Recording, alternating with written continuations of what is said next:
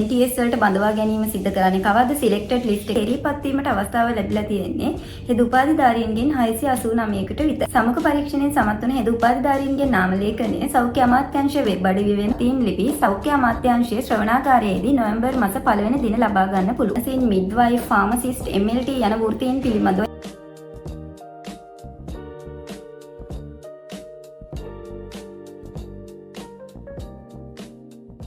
සුබ දවසක් හැමෝටම. BSc නර්සින් ඩිග්‍රී එක සම්පූර්ණ කරලා තියෙන හෙද උපාධිධාරීන් රාජ්‍ය සේවයට බඳවා ගැනීමට අවශ්‍ය වන ගැසට් නිවේදනය පහුගිය ජූලි මාස 18 වෙනිදා නිකුත් වුණා. අපි හැමෝම දන්න කරුණක් තමයි මේ විදිහට ගැසට් නිවේදනයක් නිකුත් වුණේ අවුරුදු 4කට පසුව. පහුගිය වසරවලට සාපේක්ෂව හෙද උපාධිධාරීන් වැඩි ප්‍රමාණයක් මේට අයදුම් කරලා තිබුණද තේරීපත් වීමට අවස්ථාව ලැබිලා තියෙන්නේ හෙද උපාධිධාරීන්ගෙන් 689කට විතරයි. සමුක පරීක්ෂණයෙන් සමත් වන හෙද උපාධිධාරීන්ගේ නාම ලේඛනය සෞඛ්‍ය අමාත්‍යාංශයේ වෙබ් අඩවිය වෙන www.health.gov.lk යන වෙබ් අඩවියෙන් බලා ගන්න පුළුවන්. රාජ්‍ය NTS වලින් 3 අවුරුදු පාඨමාලාව සම්පූර්ණ කරන සිසු සිසුවියන් ඍජුවම හෙද සේවයට බඳවා ගැනීම සිද්ධ කරද මේ විදිහට හෙද උපාධිධාරීන් ඍජුව බඳවා ගැනීම සිද්ධ කරන්නේ නැහැ. ඒට සයමාසික පුහුණුවක් ලබා දෙනවා. හෙද අනුස්ථාපන හා සමායෝජන කියලා සයමාසික පුහුණුවකින් පස්සේ තමයි රෝහල් වල පවතින පුරප්පාඩු මත මොවුන් බඳවා ගැනීම සිද්ධ කරන්නේ. මේ සඳහා තේරීපත් වුණු අයගේ නාම ලේඛනය හදලා තියෙන්නේ GPA සලකා බැලීමෙන්.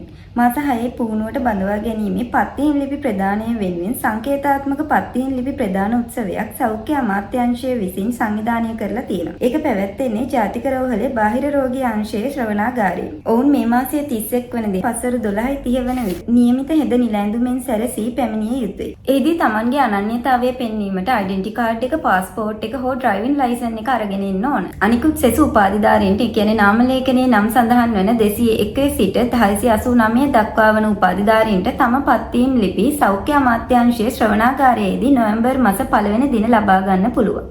මේ විදිහට තේරීපත් වුණු සියලුම උපාධිධාරීන්ට මාස 6ක ඔරියන්ටේෂන් ප්‍රෝග්‍රෑම් එකක් තියෙනවා. මේක කොළඹ NTS එකට සමගාමීව තමයි තියෙන්නේ. උදේ 7 සිට හවස 4 දක්වා.